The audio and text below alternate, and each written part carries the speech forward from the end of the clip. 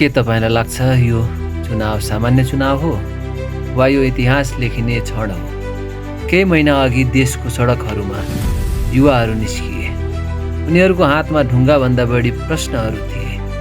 उनीहरूको आवाजमा रिस मात्र होइन, परिवर्तनको माग थियो। जेनजी आन्दोलन केवल ट्रेन्ड नभई त्यो एउटा सन्देश थियो। हामी हेरेर मात्र बस्दैनौँ, हामी आवाज उठाउँछौँ। हामी भ्रष्टाचार विरुद्ध लड्छौँ।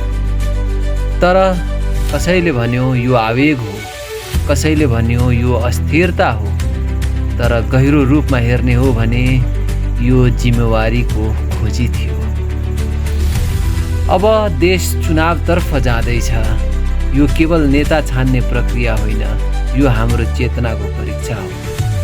सडकमा आवाज उठाउनु एउटा शक्ति हो, तर मतदान केन्द्रमा पुगेर मत हाल्नु त्यो जिम्मेवारी हो।